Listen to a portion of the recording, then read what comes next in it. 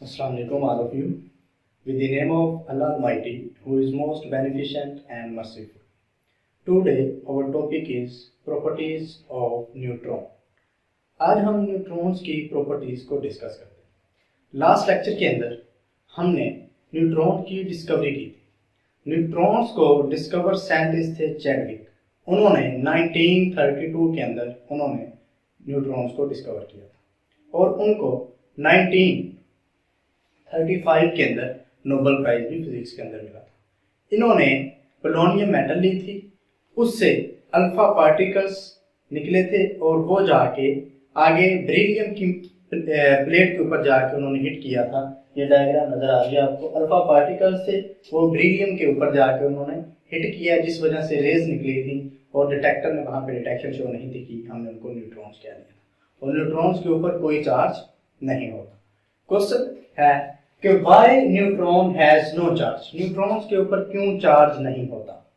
इसका रीजन ये है, पहले हम ये क्वेश्चन देख लेते हैं कि इसके ऊपर चार्ज क्यों नहीं होता। इसका रीजन ये है कि ये जो न्यूट्रॉन्स होते हैं ना, जब हम इसका इंटरनल स्ट्रक्चर देखते हैं, इंटरनल जब स्ट्रक्चर देखते हैं तो उसके अंदर पता चलता है, लेट्स सपोज ये हमारे पास न्यूट्रॉन है। इस न्यूट्रॉन के अंदर एक अपवर्ड क्वार्क होता है और दो डाउनवर्ड क्वार्क्स होते हैं। ठीक है, क्वार्क पार्टिकल से मिलकर ये बना होता है न्यूट्रॉन। ठीक है, जिस तरह हमने प्रोटॉन्स का कहा था कि प्रोटॉन्स के अंदर भी 3 क्वार्क्स होते हैं, उसके अंदर हमने क्या कहा था कि 2 अपवर्ड होते हैं, एक डाउनवर्ड होता है। लेकिन यहाँ पे क्या है, एक अपवर्ड क्वार्क है, 2 डाउनवर्ड क्वार्क। ठीक है, अब हमें इनकी वैल्यूज का पता है। जो अपवर्ड क्वार्क होता है ना, उसकी वैल्यू होती है +2/3 और जो डाउनवर्ड क्वार्क होते हैं उनके एक की जो वैल्यू वो है 1/3, फिर दूसरे की भी 1/3। जब हम इसको कैलकुलेट करते हैं तो ये मान लेता है +2/3 -2/3। जब हम माइनस से कैंसिल होते हैं तो हमारे पास जवाब 0 आता है, 0 आंसर इसका आता है। तो इस वजह से हम कह देते हैं कि न्यूट्रॉन्स के ऊपर क्या चार्ज है, 0 चार्ज है, यानी इसके ऊपर कोई भी चार्ज नहीं है। यहाँ से पता चलता है कि न्यूट्रॉन्स के ऊपर कोई चार्ज नहीं। अगर आपको याद हो तो हमने ये कहा था 1920 के अंदर रदरफोर्ड साइंटिस्ट थे, उन्होंने ये कहा था कि प्रोटॉन का जो मास होता है ना, वो न्यूट्रॉन के मास के ऑलमोस्ट बराबर होता है। ठीक है, अब वो कैसे पता चला कि जो प्रोटॉन था वो इलेक्ट्रॉन से जब हमने उसे कंपेयर किया था तो पता चला था कि प्रोटॉन का जो मास है 1836 टाइम्स क्या हैवी है इलेक्ट्रॉन से, और जो प्रोटॉन का मास है वो इलेक्ट्रॉन से जब कंपैरिजन किया गया तो पता चला 1840 टाइम्स ये क्या है इलेक्ट्रॉन से हैवी है, इलेक्ट्रॉन से ये हैवी है। और जो प्रोटॉन था वो था 1836 टाइम हैवी। तो दोनों का जो डिफरेंस है, माइन्यूट डिफरेंस है, 4 पॉइंट का डिफरेंस। ठीक है, तो फिर हम कह सकते हैं कि ये दोनों का मास, प्रोटॉन और न्यूट्रॉन का मास क्या होता है, इक्वल होता है। आइए हम प्रॉपर्टीज को डिस्कस करते हैं। पहली जो प्रॉपर्टी है न्यूट्रॉन्स की, वो ये है कि न्यूट्रॉन जो है जब डिके होते हैं, डीकंपोज जब होते हैं, तो फिर किस में कन्वर्ट हो जाते हैं। ये एक न्यूट्रॉन है, जब ये डिके होता है कन्वर्ट हो जाता है प्रोटॉन के अंदर, इलेक्ट्रॉन के अंदर और न्यूट्रिनो के अंदर। अब देखें, ये जब डिके होते हैं तो ये बनते हैं। अगर हम इनकी वैल्यूज को कैलकुलेट करें, इसके ऊपर है +1 चार्ज, इसके ऊपर है -1 चार्ज, इधर कोई चार्ज नहीं। जब -1 +1 जब इनको हम ऐड अप करते हैं तो आंसर क्या आता है, हमारे पास आंसर 0 आता है। ठीक है, तो ये 0 आ जाता है। इसका मास 1 है, इसका मास 0 लिया हुआ है, तो फिर ये क्या बन जाते हैं, इसका मास 1 हम ले लेते हैं। ठीक है, ये था जी। जब ये न्यूट्रॉन डिके होता है तो हमारे पास आगे क्या बनते हैं, प्रोटॉन, इलेक्ट्रॉन और न्यूट्रॉन्स बन जाते हैं। अब सेकंड पॉइंट जो है वो ये है कि क्या न्यूट्रॉन्स जो है वो आयोनाइजेशन कॉज करते हैं गैस की।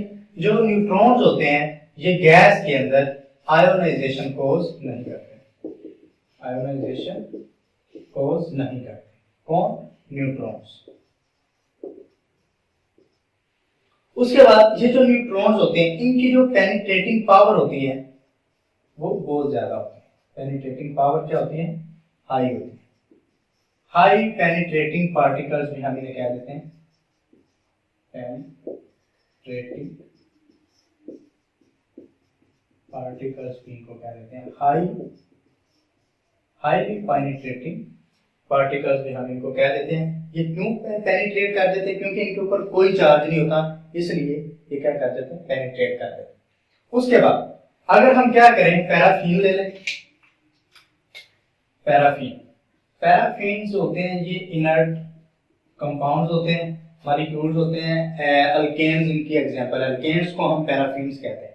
जब हम पैराफिन्स को ले लें, वाटर को ले लें, इसके अलावा हम सेलुलोज को ले लें,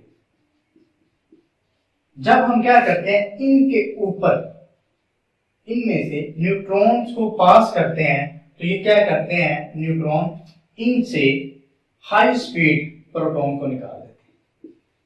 हाई स्पीड क्या करते हैं, प्रोटॉन को एक्सपेल कर देते हैं। हाई स्पीड प्रोटॉन को ये क्या करते हैं, एक्सपेल कर देते हैं। ये जो न्यूट्रॉन्स हैं, जब पैराफिन के ऊपर, वाटर के ऊपर और सेलुलोज के ऊपर जब हम इसको हिट करते हैं, स्ट्राइक करते हैं, तो ये क्या करते हैं, इनसे हाई स्पीड प्रोटॉन को एक्सपेल कर देते हैं। उसके बाद न्यूट्रॉन्स टू टाइप्स के होते हैं, फास्ट न्यूट्रॉन और स्लो न्यूट्रॉन। अब फास्ट न्यूट्रॉन, ये शॉर्ट क्वेश्चन इंपॉर्टेंट है कि what is difference between fast neutrons and slow neutrons. अब ये जो फास्ट न्यूट्रॉन्स होते हैं ना और स्लो न्यूट्रॉन्स होते हैं, इन दोनों में जो डिफरेंस बनता है वो एनर्जी की वजह से डिफरेंस होता है। जो ये फास्ट न्यूट्रॉन्स होते हैं, ये मूव करते हैं 1.2 मेगा इलेक्ट्रॉन वोल्ट एनर्जी के साथ ये मूव करते हैं, ठीक है। और ये जो स्लो न्यूट्रॉन्स होते हैं, इनकी जब ये मूवमेंट करते हैं, जब ये मूव करते हैं, तो इनकी जो एनर्जी होती है इनके पास, वो इस एनर्जी के साथ मूव करते हैं, less than 1 electron volt energy से। अब ये जो स्लो न्यूट्रॉन्स होते हैं ना, ये मोर इफेक्टिव होते हैं। स्लो न्यूट्रॉन्स जो होते हैं ये more effective as compare to fast neutrons. क्यों? ये जो स्लो न्यूट्रॉन्स होते हैं ना, जब ये किसके अंदर ज्यादा इफेक्टिव होते हैं, फिशन रिएक्शन के अंदर, फिशन प्रोसेस या फिशन रिएक्शन के अंदर ये क्या होते हैं, ज्यादा इंपॉर्टेंट होते हैं। क्यों? क्योंकि ये जो स्लो न्यूट्रॉन्स होते हैं ना, फिशन का प्रोसेस पहले होता है क्या, उसको देख लेते हैं। फिशन का प्रोसेस ऐसा प्रोसेस है, जब ये होता है, ये एटम बॉम्ब के अंदर ही होता है, ठीक है। अब क्या होता है, जब ये स्लो न्यूट्रॉन उसके ऊपर अटैक करता है, फिशन मतलब ये एटम के ऊपर, ठीक है। अभी हम आगे उसका मैकेनिज्म भी देखते हैं कि ये किस तरह अटैक करते हैं। जब ये स्लो न्यूट्रॉन क्या करते हैं कि न्यूक्लियस के ऊपर जाके अटैक करते हैं, यूरेनियम के न्यूक्लियस की हम एग्जांपल ले लेते हैं। जब यूरेनियम के न्यूक्लियस के ऊपर ये न्यूट्रॉन जाके जब स्ट्राइक करते हैं, तो वहां से फिर उस यूरेनियम को ब्रेक कर देते हैं। जब यूरेनियम के न्यूक्लियस को ब्रेक करते हैं, तो वहां से एनर्जी रिलीज होती है, ठीक है।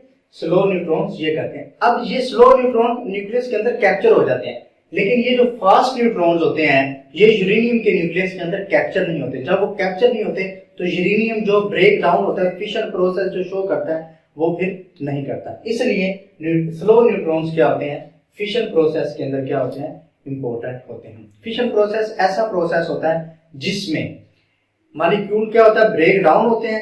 जब ब्रेक डाउन होते हैं तो एनर्जी को रिलीज करते हैं, ठीक है।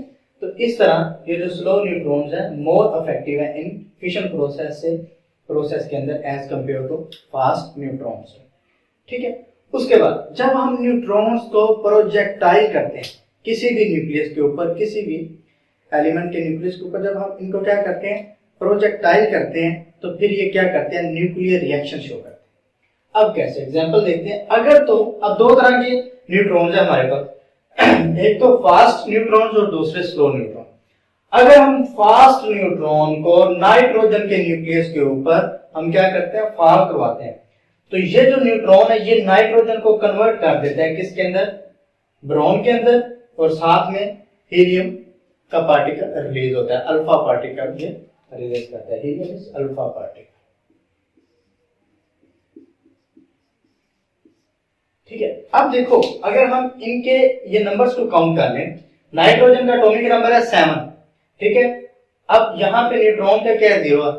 अब इसका मास 1 है, इसका मास 14 है। अब इनके एटॉमिक नंबर्स को कैलकुलेट अगर हम करें, 5 और 2 7, और ये 7 हो गए, ठीक है। उसके बाद ये देखें, इसका मास 4 है, इसका 11 है, दोनों को एड अप करते हैं तो हमारे पास आ गया 14 इन दोनों को एड अप करते हैं 15 बनता है, 14 ये और एक ये, 15 दोनों साइड पे इक्वल हो जाता है। जब हम क्या करते हैं स्लो न्यूट्रॉन को इस कॉपर के ऊपर, कॉपर 2965 के ऊपर जब हम इसको स्ट्राइक करते हैं तो ये वाला जो कॉपर है कन्वर्ट हो जाता है 66 के अंदर। अब ये जो 66 के अंदर जब कन्वर्ट होता है साथ में गैमा रेडिएशंस भी रिलीज होती है। अब ये जो कॉपर 66 वाला है ये अनस्टेबल होता है, ये रेडियो एक्टिव है और ये फौरन कन्वर्ट हो जाता है जिंक 66 के अंदर और साथ में बीटा पार्टिकल रिलीज होता है यानी इलेक्ट्रॉन रिलीज होता है। अब ये जो कॉपर अनस्टेबल है 66 वाला, अब हम इसको कहां पे यूज करते हैं? हम इसको कैंसर के ट्रीटमेंट के लिए यूज करते हैं, कैंसर के ट्रीटमेंट के लिए हम इसको यूज करते हैं। ठीक है, देखिए मैंने अभी ये बताया कि दो तरह के न्यूट्रॉन्स होते हैं, एक फास्ट न्यूट्रॉन्स और एक स्लो न्यूट्रॉन। जब हम फास्ट न्यूट्रॉन को स्ट्राइक करवाते हैं नाइट्रोजन के ऊपर तो वो नाइट्रोजन को बोरॉन के अंदर कन्वर्ट कर देता है और साथ में अल्फा पार्टिकल्स रिलीज होते हैं। और जो स्लो न्यूट्रॉन्स हैं जब वो कॉपर के ऊपर अटैक करते हैं तो कॉपर 65 को कन्वर्ट कर देते हैं 66 के अंदर और फिर ये जो 66 वाला है ये अनस्टेबल होता है, ये फौरी कन्वर्ट हो जाता है जिंक 66 के अंदर। और ये जो हमारे पास कॉपर 66 है इसको हम कैंसर के ट्रीटमेंट के लिए यूज करते हैं। अब ये जो न्यूट्रॉन है ये 40 टाइम्स क्या है हैवियर है देन इलेक्ट्रॉन्स। ठीक है,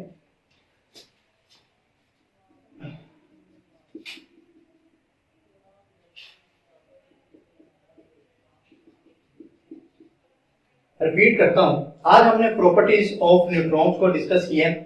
न्यूट्रॉन्स की ये 7 प्रॉपर्टीज हमने डिस्कस की हैं। ये जो न्यूट्रॉन्स होते हैं फर्स्ट जो प्रॉपर्टी है ये डिके हो जाते हैं, डीकंपोज हो जाते हैं प्रोटॉन के अंदर, इलेक्ट्रॉन के अंदर और न्यूट्रिनो के अंदर। उसके बाद ये गैस के अंदर आयोनाइजेशन कोज नहीं करते क्योंकि इनके ऊपर कोई चार्ज ही नहीं है, इसलिए ये कोई भी आयोनाइजेशन कोज नहीं करते। उसके बाद अगर हम इनकी पेनिट्रेशन पावर की बात करें तो न्यूट्रॉन की पेनिट्रेशन पावर बहुत ज्यादा होती है। ठीक है, हाईली पेनिट्रेटिंग पार्टिकल्स होते हैं।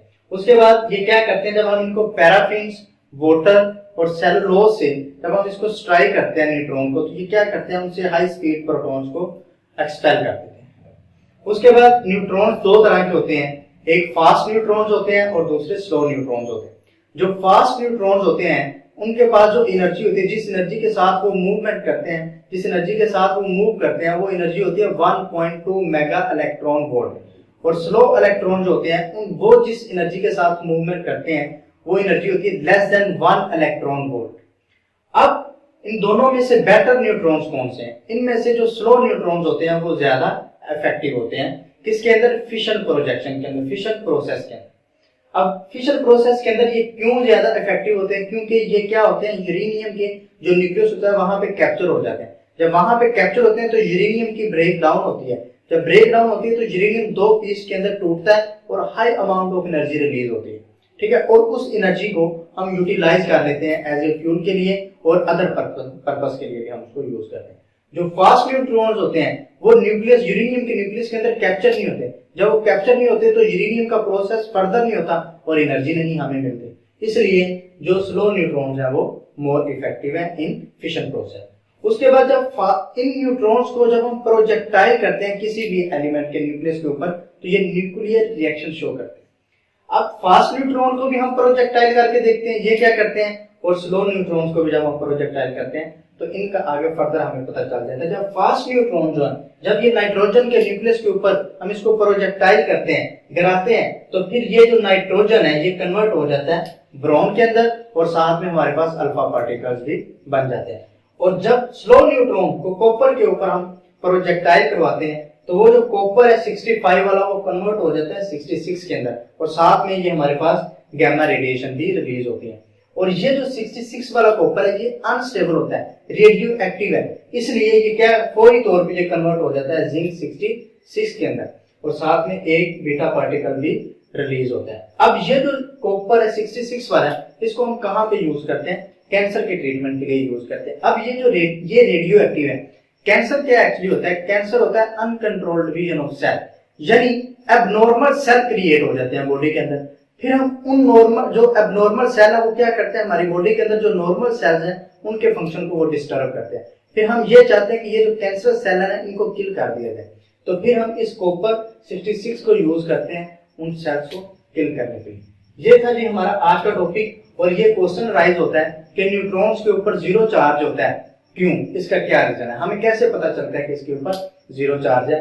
तो जब हम इसका इंटरनल स्ट्रक्चर देखते हैं तो पता चलता है न्यूट्रॉन के अंदर एक अपवर्ड क्वार्क होता है और दो डाउनवर्ड क्वार्क होते हैं। अब जो अपवर्ड क्वार्क होता है उसकी वैल्यू +2/3 और जो डाउनवर्ड क्वार्क है उनकी वैल्यू -1/3 -1/3। जब हम इनको सम अप करते हैं तो जवाब आता है लास्ट पे, हमारे पास जो आंसर बनता है वो 0 आता है। इस वजह से न्यूट्रॉन्स के ऊपर क्या चार्ज होता है, 0। और ये जो न्यूट्रॉन्स है जब हम इसका कंपैरिजन किया इलेक्ट्रॉन के साथ तो पता चला कि इलेक्ट्रॉन से 1840 टाइम्स क्या है, 1840 टाइम्स क्या है ये more heavier. That was all about today.